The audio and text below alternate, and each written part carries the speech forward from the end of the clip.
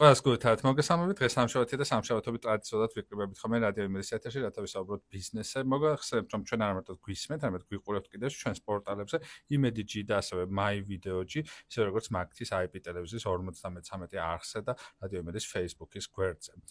დღევანდელი ჩვენი სასაუბრო თემა იქნება AVG, იმიტომ რომ გაზაფხულის შემდეგ ზაფხული მოდის ხოლმე, ამ ზაფხულს კიდევ ძალიან ბევრს უხარია და უნდა ხოლმე AVG-ის განახლება სახლში, იმიტომ რომ ზაფხული რემონტის პერიოდია და რემონტი როდესაც სრულდება ხოლმე სახლებში ხშირად არის ხოლმე განახლება AVG-ის და სწორედ ამ თემაზე სასაუბროთ შევიკრიბეთ დღეს სოფო წიქარიშვილთან ერთად. სოფო გახლავთ კომპანია თაიკას მარკეტინგის წარმომადგენელი. თაიკა გახლავთ რბილი AVG-ის კომპანია, რომელიც რამდენიმე წელია უკვე საქართველოს ბაზარზეა. სოფო მოგესალმებით. მოგესალმებით, მადლობა. როგორ განვითარდა ზოგადად რბილი AVG-ის თემა საქართველოში, იმიტომ რომ ჩვენ როგორც ვიცით, ეს ბაზარი ძალიან მოცულია, იმიტომ რომ ადგილობრივ წარმოებასთან ერთად გვაქვს საერთაშორისო ბრენდებიც, ასევე ძალიან გააქტიურებულია ჩვენს ქვეყანაში ჩინური პროდუქტებიც, იმიტომ რომ ჩინური AVG-ის მიმართულება ძალიან აქტიურდება და ყველგან საერთოდ ჩინური AVG მხდება. რამდენად დიდია მოთხოვნა ქართულ AVG-ზე შედარებით, რატომ გადაწყვიტეთ ამ მიმართულებით დაგეწყოთ ბიზნესი? კი ბატონო, რა თქმა უნდა გეთანხმებით იმაში, რომ ძალიან ფართო ბაზარი არის, განსაკუთრებით ბოლო წლებში ხელმისაწვდომი გახდა თვითონ უკვე ინდივიდუალურად ადამიანისთვისაც, რომ ყველანაირი შუამოვლის გარეშე თვითონ გამოიწეროს AVG ჩამოიტანოს და ასე შემდეგ და ეს ერთის მხრივ რაღაცა ჯანსაღ კონკურენციასაც ქმნის ჩვენთვისაც და ასე შემდეგ. მაგრამ ეს მიმართულება ჩვენ ავრჩიეთ, იმიტომ რომ გაგვეკეთებინა საქართველოში, გვეწარმოებინა, წაგვეხალისებინა, რა თქმა უნდა, ესე იგი ჩვენი ბაზარი. შევთავაზოთ არჩევანი პირველ რიგში ალბათ ადამიანს, რომ ნახოს რა არის განსხვავება თუნდაც ამ ჩინეთში წარმოებულ იგივე პროდუქციაზე და რა არის განსხვავება საქართველოში წარმოებულ ქართულზე და ასე შემდეგ. რა არის სოფორიალურად განსხვავება? კი ბატონო, ჩვენ ანუ გარანტიებს და ასე შემდეგ ამას ცალკე ვისაუბრებ მე როგორ ვიძლევით და ასე შემდეგ რა გარანტიები გვაქვს. პირველ რიგში ჩვენ ვითვალისწინებთ მაქსიმალურად ინდივიდუალიზმს, ყველა მოთხოვნას მომხმარებლის და ასე შემდეგ და ჩვენთან უბრალოდ შეუძლია ადამიანს მოვიდეს, ნახოს პირველ რიგში ნედლეული დაშლილ მდგომარეობაში და უშუალოდ რისგანაც უკვე პროდუქცია იწარმოება, გასინჯოს თვითონ ნახოს შეამოწმოს ასე შემდეგ. ანუ ამის ესე ვთქვათ შიდა სამზარეულოს ჩახედვის საშუალება აქვს, ვიდრე დავუშვათ საიდანაც გამოწერილი, რომელიც უკვე მზად ჩამოდის, არ იცი რა როგორ ასე შემდეგ. ალბათ პირველი იდეოლოგია ეგ არის, რომ ჩვენ ვანახოთ მაქსიმალურად გამჭვირვალეთ, რას ვაწარმოებთ, როგორ ვაწარმოებთ და ასევე დავამტკიცოთ, რა თქმა უნდა, ისიც რომ ანუ ქართული არაფერ ჩამოუვარდება, თუ არ ჯობია, ისიც აუცილებლად უნდა იცოდე, ხო, როცა რაღაცას იწერ, საიდან როგორ გამოწერო და ამიტომ ჩვენ ეგ პრეტენზიაც გვაქვს, რომ როგორ გაჩნდა ზოგადად იდეა, რომ საქართველოში გააკეთებინათ AVG-ის წარმოება?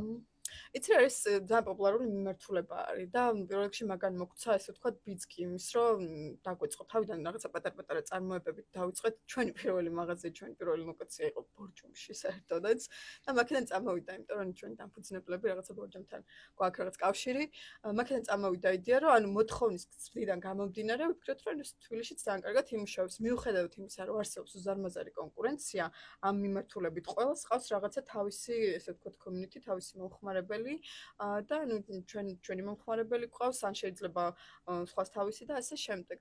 და ზუსტად ამან მოგცა ბიძგი რომ კი ბატონო ეს არის კონკურენტული გარემო, მაგრამ ეს არის ძალიან ჯანსაღ კონკურენტული გარემო და არ განვიცდით ამ ხრივ არანაირ კრიზისს, ანუ ძალიან თავისუფლად და მიუხედავთ იმისა რომ ფართო ბაზარია, ყველას ყავს რაღაცა თავისი მომხმარებელი და ეს ბაზარი მზარდია თუ იკლებს თუ ჩვენ დავაკვირდებით უძრავი ქონების მიმართულებას, იმიტომ რომ დარწმუნებული რომ AVG-ის ბიზნესიც უძრავი ქონების ბიზნესია მიმაგრებული.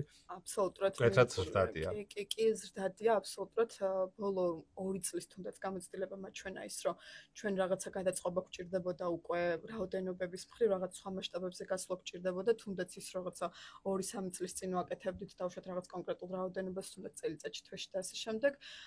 საკმაოდ უამრავი პროექტი ხორციელდება ეხლა სამშენებლო და ნუ უკვე მოიცავით მთელი საქართველო, იმიტომ რომ ეს აღარ არის საუბარი მხოლოდ თბილისზე და თბილისის გარშემო რაღაც ადგილებზე. მთელი საქართველოს მასშტაბით გვაქვს მოთხოვნა. თბილისის გარდა კიდევ სად არის მოთხოვნა? ვარაუდობ, რომ ძალიან დიდი მოთხოვნა იქნება ბათუმში. კი, ბათუმში არის უზარმაზარი მოთხოვნა. ჯერჯერობით ჩვენ აი ლოკაცია ბათუმში არ გვაქვს, მაგრამ ეს არის ანუ ისეთ ეტაპზე, საწყის ეტაპზე, ასე ვთქვათ, ჩვენი ერთ-ერთი ლოკაციის გახსნა ბათუმში და ქუთაისში, ასევე დიდ ადგილებში, დიდ ქალაქებში. და ბათუმი პირველი არის თბილისის შემდეგ მოთხოვნების, იმიტომ რომ ბათუმში ახლა უამრავი პროექტი ხორციელდება, სამშენებლო და უკვე სარემონტო და ასე შემდეგ, მოკლედ. თქვენი მაღაზიების კონცეფცია როგორია? რამხელა არის კვადრატული მეტრი? მაღაზიები გვაქვს საკმაოდ დიდი, ხა ეს კონკრეტულად კვადრატმეტრობით მოგატყობთ რაღაც ციფრები გითხრათ. დიდი მაღაზიები გვაქვს როგორც სავაჭრო ცენტრ საბაში, ისე რუსთავში, სადაც ფაქტობრივად წარმოება გვაქვს, საწარმო უკვე ორჯერ გამოიცვალეთ, იმიტომ რომ თავიდან დავიწყეთ გაფართოვდით, კი ბატონო, დავიწყეთ რაღაც პატარა საწარმოთი, ორჯერ შევიცვალეთ ლოკაცია, იმიტომ რომ მოითხოვა, აი იგივე გაზრდილი მოთხოვნიდან გამომდინარე სიტუაცია მოითხოვა, რომ უფრო მეტი თანამშრომელიც აგვეყვანა, უფრო მასშტაბური იმასე გაგვეშვა წარმოება ფართო მასშტაბებზე და ასე შემდეგ. ძალიან კარგი. ავეჯების მიმართულებას რო გადავხედოთ, რა ტიპის ავეჯს აწარმოებს თაიკა ძირითადად და რა არის თქვენი ძირითადი მიმართულება, იმიტომ რომ ალბათ შეუძლებელი აწარმო ყველაფერი მეტალის სკამიდან დაწყებული დამთავრებული რბილი ავეჯით და რა არის თქვენი ძირითადი მიმართულება, რა ტიპის ავეჯს აწარმოებთ? ჩვენ მაინც ვამბობთ ხოლმე ესე განზოგადებულად რომ აწარმოებთ რბილ ავეჯს, თუმცა ნუ მანდაც გვაქვს რაღაცა კონკრეტული კლასიფიკაცია მოდელების. ძირითადი მიმართულება ამ წუთას თაიკასი არის საწოლები და საწოლთან დაკავშირებული აქსესუარები, არის ორთოპედიული მატრასები თუ მატრასის აქსესუარები და ასე შემდეგ. რომელიც ასევე საქართველოში წარმოება. აბსოლუტურად მართალი ხართ, საქართველოში წარმოებულია, თუმცა ეს არავითარ შემთხვევაში არ ნიშნავს იმის, რომ საქართველოში წარმოებული რახან არის, აქ შეიძლება რაღაც კითხვის ნიშნები იყოს. ჩვენ ამაზე კონკრეტული პროტოკოლი გვაქვს, რატომ, როგორ, გარანტიები და ასე შემდეგ. მოკლედ, ძირითადი მიმართულება არის საწოლები. ეხლა გავაკეთეთ ბოლო 6 თვეებს გავაკეთეთ ხაზი, რომელიც გავხადეთ მაქსიმალურად ხელმისაწვდომი ყველასთვის, აქვს ისეთი ფასი, რომ კონკურენტი არ ყავს ბაზარზე ჯერჯერობით. რა არის ეს ხაზი? საწოლების ხაზი არის, ჩვენ გვაქვს კონკრეტული მოდელი, არჩეული, რამდენიმე არჩევანი გვაქვს ამ მოდელების და ანუ ფასი აქვს ისეთი, რომ კონკურენტი არ ყავს და თან არჩევანს ვაძლევთ ადამიანს იმის, რომ ანუ რაღაც ერთი კონკრეტული მოდელი, ერთი დიზაინიც კი არა ირჩიოს და დაუშვათ შეზღუდული იყოს. გვაქვს რამდენიმე დიზაინი, მაგრამ ფასი ყოველს ერთი და იგივე აქვს, ყველა ზომას და ასე შემდეგ. და ნუ მოკლედ ამ ხაზმა იმუშავა გადასარევად, იმიტომ რომ მომხმარებელი მაინც რა თქმა უნდა ყოველთვის ეძებს ხელმისაწვდომს, კომფორტულს, თან ხარისხიც რო კონდეს და ასე შემდეგ. ნუ მოკლედ საწოლები. გარდა ამისა, რა თქმა უნდა, ვაწარმოებთ რბილ ავეჯს, სხვა სახეობის, ეს არის სკამები, პუფები, დივნები და რა თქმა უნდა, ინდივიდუალური შეკვეთები, ყველა სახის რაღაცა დიზაინი შეგვიძლია რომ შევქმნათ. არის ხოლმე შემთხვევა, რომ წერენ, რომ აი ესეთი მინდა რომ დამზადოთ. რამდენად დიდია წარმატება ამ თქვენი ავეჯის საწარმოსი, იმიტომ რომ თქვენ ძალიან მრავალფეროვანი ასორტიმენტი ახსენეთ და ალბათ წარმატებაც ძალიან მნიშვნელოვანია ამ შემთხვევაში. კი, რა თქმა უნდა, ჩვენ ვცდილობთ ყოველთვის სწორად დავგეგმოთ რაღაცა მარკეტინგული სტრატეგიები, რეკლამა და ასე შემდეგ, მაგრამ ეს თბილისში ყოველთვის ესე მუშაობს, წინაზე თქვენთან სტუმრად რო ვიყავი, მაშინაც ვახსენე, რომ თბილისში უფრო მუშაობს ეს რადიოს პრინციპი, რომ ვიღაცამ სადღაც მოისმინა, ვიღაცამ რაღაცას უთხრა, ვიღაცამ რეკომენდაცია. ძალიან ყვაყოფილები ვართ იმით რა ეტაპზეც ახლა მოვედით, იყო ძალიან ბევრი გამოწვევა, ძალიან ბევრი რაღაც ესეთი შემთხვევა, რომელიც რაღაც ახალი შეგვძინა და წარმატებულია, გეგმავთ კიდე გაფართოებას და ასე შემდეგ. ძალიან კარგი. ყველაზე მეტად რა ავეჯი სარგებლობს თქვენი ასორტიმენტიდან პოპულარობით? თქვენ ძალიან ფართო ასორტიმენტით აასახელეთ, პუფები, სკამები, საწოლები, დივნები, სავარცხლები, ბევრი სხვა ტიპის ასორტიმენტი აასახელეთ, რომელზეა ყველაზე დიდი მოთხოვნა დღეს რეალურად და როგორ ფიქრობთ რატომ? პირველი არის ყველა ვარიანტში ვიტყვი პირველ რიგში საწოლებს და მეორე დივნებს და საწოლებს ალბათ იმიტომ რომ საცინებელი ალბათ რაღაც ესეთი ოთახი არის სახში, სადაც ანუ ყველაზე მეტად გინდა რომ იყოს რაღაცა სიმყუდროვე, რომ შედიხარ ქსიამოვნებდეს, თან ანუ ჯანსაღი ძილისთვის საწოლის ვიზუალი, სხვა რაღაცა ფუნქციონალი აუცილებლად კარგი უნდა იყოს და პირველ რიგში საწოლები, იმიტომ რომ ძალიან მარტივი არის, აი საწოლის გამოცვლის მეშვეობით ინტერიერს უკვე რაღაცა ახალი სხვა ინტერიერი გაქვს ოთახი ხდება და ამიტომ ანუ ერთი საწოლი შეძენი შეიძლება მე უკვე რაღაცა ბიძგი მოგეცეს, რომ კიდე რაღაც დამატებით გააკეთო ოთახში. ამიტომ საწოლები არის ყველაზე მოთხოვნადი და მე უკვე დივნებიც, ანუ ჩვენ ხა შევქმნით რაღაც სპეციალური დიზაინი, ჩვენი მოფიქრებული, ესეთი რაღაცნაირი squishy fluffy დივნები გავაკეთეთ, რომელსაც არ აქვს აქ არის მეტალის კარკასი, ეს კეთდება, აბა იკერება. ძალიან ბევრს აქვს ნანახი მსგავსი ტიპის YouTube-ზე ან TikTok-ზე ძალიან პოპულარულია და გვინდოდა თან ის არ ყოფილიყო რაც ბავშვით ინტერნეტში და რაღაც ჩვენი მოგვეფიქრებინა და ჩვენც რაღაცა ტრანსფორმერი დივნები გავაკეთეთ, მყარი მასალა გამოვიყენეთ, ღრუბლის და ასე შემდეგ, მაგრამ ნუ მაინც საწოლები უკონკურენტო არის, იმიტომ რომ ნუ მოკლედ ესეთი აქსესუარია საწოლი. როგორ ხდება სიახლეებს ზოგადად ქართული ბაზარი, რამდენად საინტერესოა მისთვის აი ესეთი ტიპის სიახლეები, როგორც არის აი გასაბერი, დივნები. ხო, ნუ რა თქმა უნდა, აქ არის ხოლმე გარკვეული სკეპტიციზმი და ურჩევნია ვიღაცას, რომ აი ვიცოდე, რომ აქ მეტალის კარკასი აქვს. ეს კიდე 10-15 წელი იქნება. მაგრამ ეს არის ესე ვთქვათ ნაცადი ვარიანტი და ვიცით, რომ ეს აუცილებლად იმუშავებს თუ დავუშვათ გავაკეთებთ, მაგრამ რაღაცა ინოვაციები გვიყვარს ჩვენთან კომპანიაში და ეგ ბეზი გვაქვს. ხომ არ შეიცვალა ზოგადად საზოგადოების დამოკიდებულება, იმიტომ რომ სხვა ტიპის კვლევებს შესაძლოა ვნახულობ, ხომ თუ ჩემი მშობლების თაობისთვის რაღაც ეტაპზე იყო საინტერესო ერთი პროდუქტი, რომელსაც 20 წელი, 30 წელი მოიხმარდნენ. ეხლა თითქოს შეიცვალა ეს ტენდენცია, იმიტომ რომ არ შეიძლება პირობითად ერთი ავეჯი გედგას მთელი ცხოვრების განმავლობაში სახლში და გინდა შენც რაღაცა რამდენიმე წელში შეცვალო და სიახლეები გქონდეს. ხო შეიცვალა ზოგადად ეს მიდგომა, იმიტომ რომ თუ ჩვენი მშობლების თაობისთვის მნიშვნელოვანი იყო, რომ ხანგრძლივი ვადით რაღაცა რაციონალურად ყოფილიყო და მუდმივად ერთი და იგივე ტიპის ავეჯი ქონდა სახლში. ეხლა ეს თითქოს აღარ არის ასე და რა ტენდენციებს ხედავთ თქვენ ამ მიმართულებით? რა თქმა უნდა შეიცვალა ეგ დამოკიდებულება და ეს კარგიც არის, იმიტომ რომ რაღაცა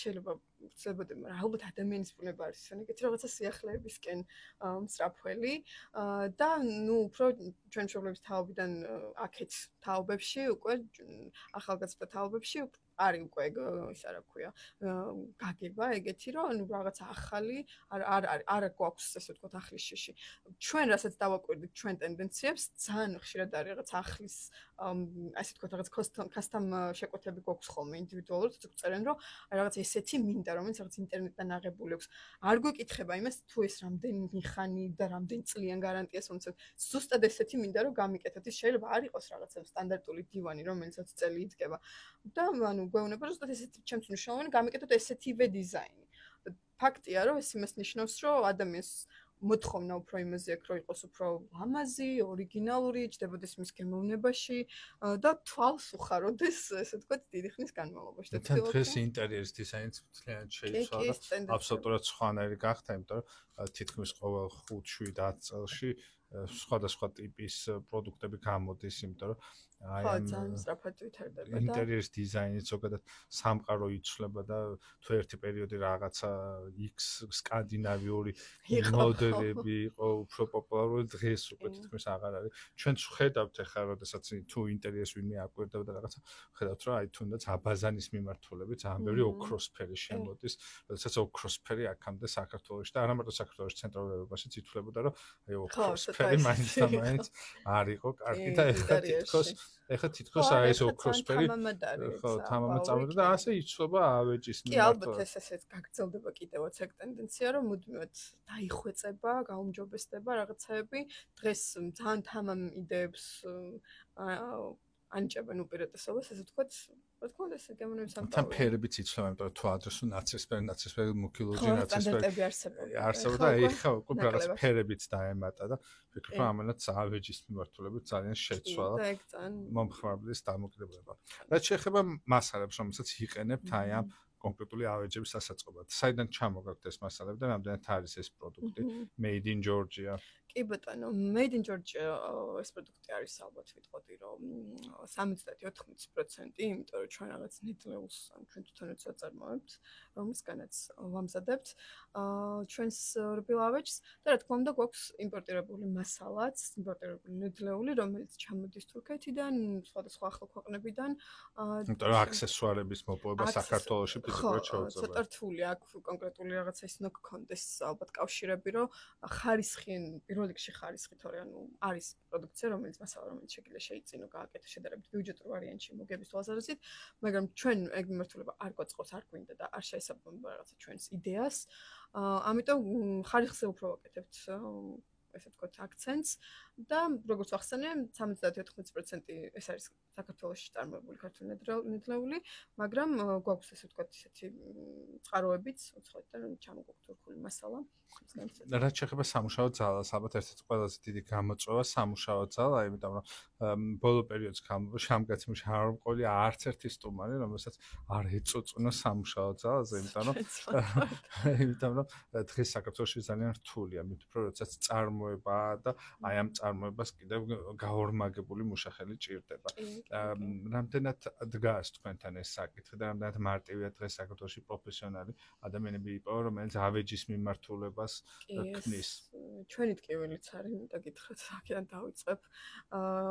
ძალიან ჭირს მართალი ბრძანეთ, რომ კვალიფიციური კადრის მოპოვება, ვახსენე ხარისხიდან, ჩვენ პირველ რიგში ნიშა გვიჭირავს, რომ გვინდა რომ ხარისხიანი, იმიტომ რომ რაღაცას უთხრას რომ აი გვიყიდე რომ ხარისხიანია, აი ამ ნიშის დაჭერას ჭირდება, რა თქმა უნდა, წარმოებაში ხარისხის ძალიან მკაცრი კონტროლი.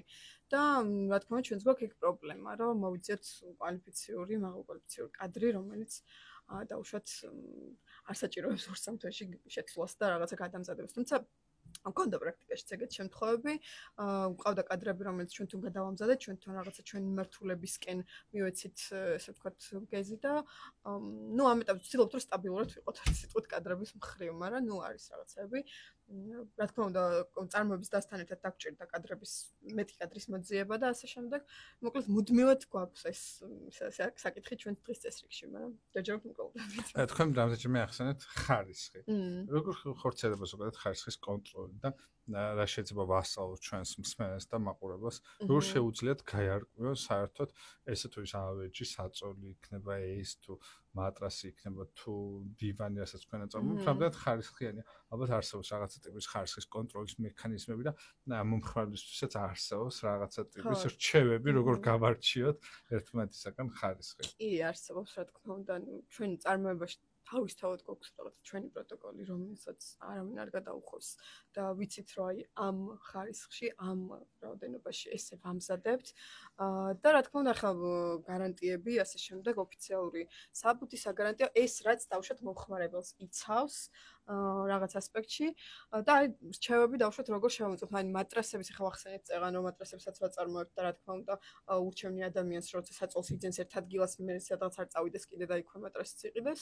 მატრასების შემთხვევაში მეტად მარტივი არის დავუშვათ გამოიცნო ცუდი მატრასი, იმას ძალიან მარტივად ხვდები, ანუ ერთ კვირაშივე უკვე შეამჩნევ ის ჩავიდა, ამოვიდა თუ რაღაცა დაზიანება მიიღო.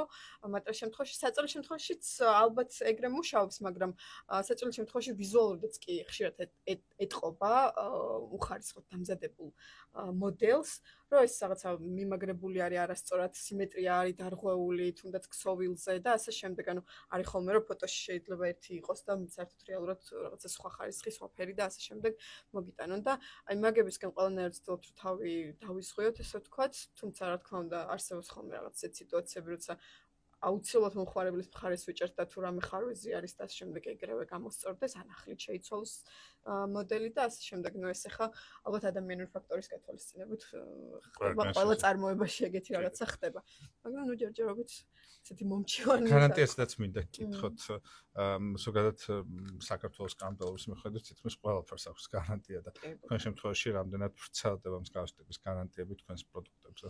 კი, ბაზარზე როგორ არის, ანუ ახლა სადღაც თუნდაც იგივე ბაზრობაზე რო გადიხარ, სადაც ბითუმად იძენ პროდუქციას, იქ გარანტიებზე საუბარი ცოტა ისეთი ამბავია ხოლმე, კი გეუბნებიან რომ ეს რაღაც 10 წელი, 5 წელი და ასე შემდეგ რაღაც ციფრებს, მაგრამ ეს რამდენად მართალი იყო, ცალკე ამბავია.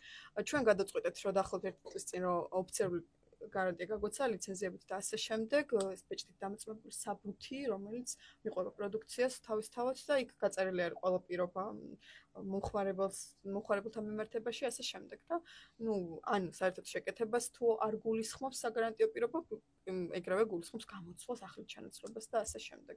ნუ ამიტომ ჩვენ გადაწყვეტთ, რომ ეს ერთ-ერთი ჩვენი ესეთი ის გაგვეხადა სავიზიტო ბარათივით ოფიციალური გარანტია, ლიცენზირებული, ასე შემდეგ, პეჭდით დამოწმებული საბუთით. ალბათ ყველაზე დიდი მნიშვნელობა ავეჯის შემთხვევაში აქვს დიზაინსაც, თუ როგორ იქნება ეს დიზაინი, ვინ ქმნის თქვენი ავეჯის დიზაინს და როგორ ხდება ზოგადად იდეიდან რაღაცა წარმოების პროცესის დასრულებამდე ეს პროცესი.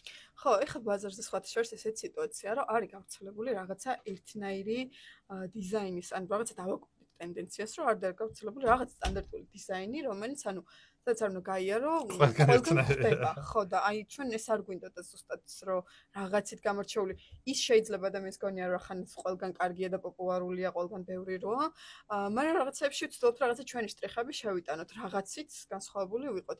დიზაინს შეიძლება ითქვას რომ ყველა ერთად ვქმნით, დაუშვათ მარკეტინგის გუნდი, ხელმძღვანელობა, ჩვენი და ასე შემდეგ, კიდე უამრავი ადამიანი მოიცავს ჩვენი გუნდი და რაღაცა ეტაპებს გადის, სანამ შევარჩევთ, სანამ დავამოწმებთ, რომ ეს წარმოებაში ჩაეშვება ესეც ან სპეციალურად ქსოვილია. თქმა უნდა.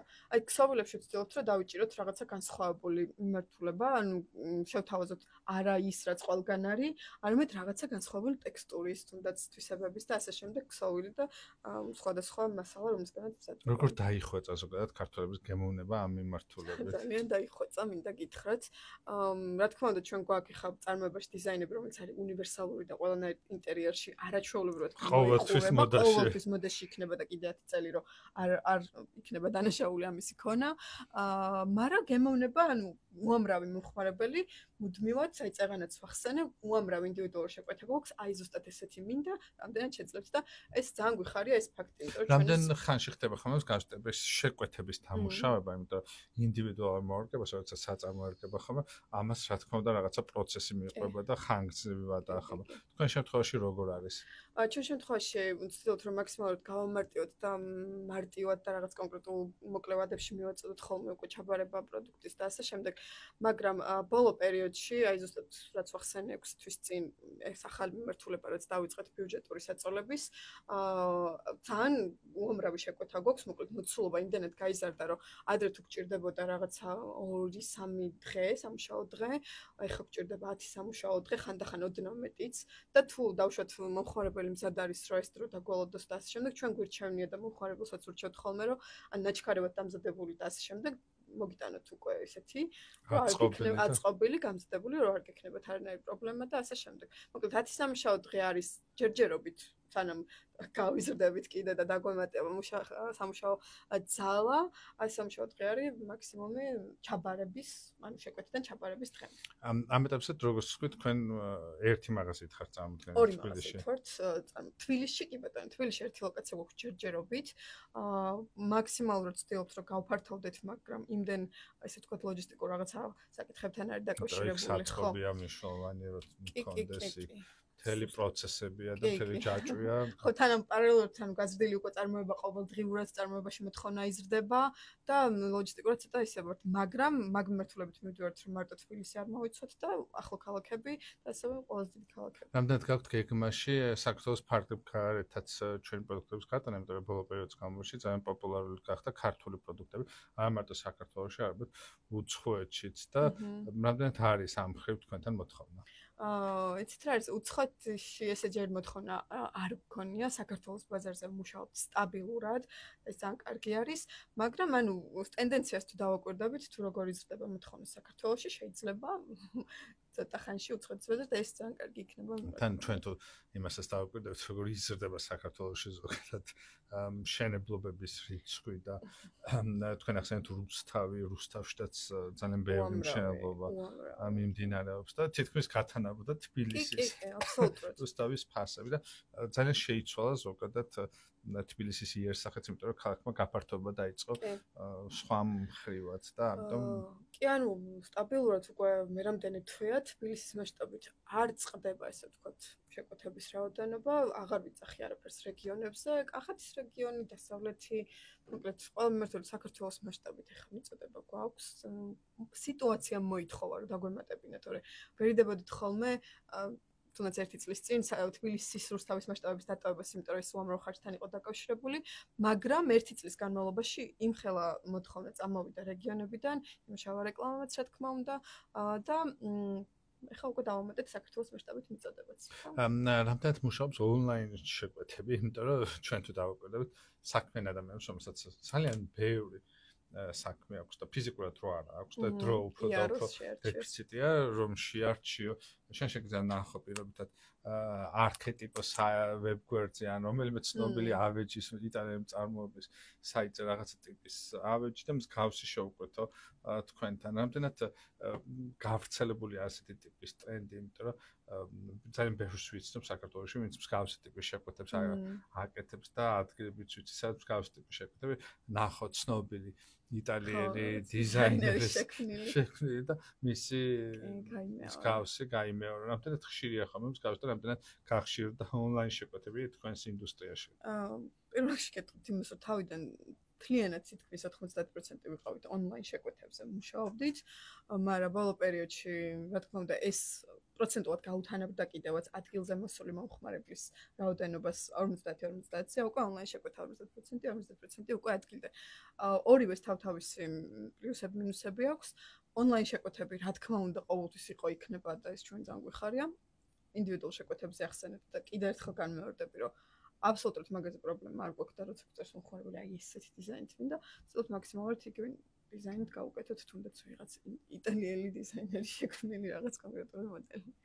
და ბოლოს თქვენ სამომავლო გეგმების შესახებ მინდა გკითხოთ, რადგან ჩვენ საერთოდ დრო იწურება, ბოლოს შეკითხოთ უნდა გადმოვიდეთ, რას გეგმავთ უახლოეს პერიოდში, როგორ ფიქრობთ თქვენი ბიზნესის გაფართოებას და რას უნდა ველოდეთ თაიკასგან?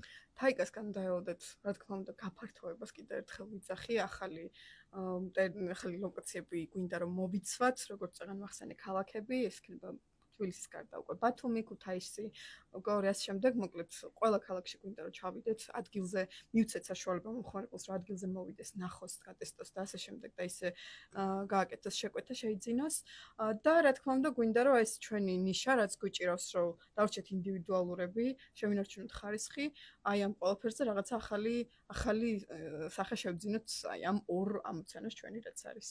მე მინდა თქვენ ძალიან ბევრი წარმატება გისურვოთ საქართველოში წარმოება ფიქრობ რომ ძალიან მნიშვნელოვანია, იმიტომ რომ არაფერი თუ არა წარმოება არ ქმნის ახალ სამუშაო ადგილებს, არ იზიდავს დამატებით ინვესტიციებს და არ ქმნის ქვეყნის დოვლადს და ეკონომიკას, ასე რომ ბევრი წარმატება მინდა გისურვოთ სოფო ციხარიშვილი იყო დღევანდელი და ჩვენ გაცემის სტუმარი, ჩვენ საუბრობდით ვილიავეჯის კომპანია თაიკას შესახებ, სოფო ამ კომპანიის მარკეტინგის წარმომადგენელია, ჩვენ გაცემა დღეს ამით დასრულებულია, ერთმანეთს შევხვდებით შემდეგ სამშაბათს დროებით.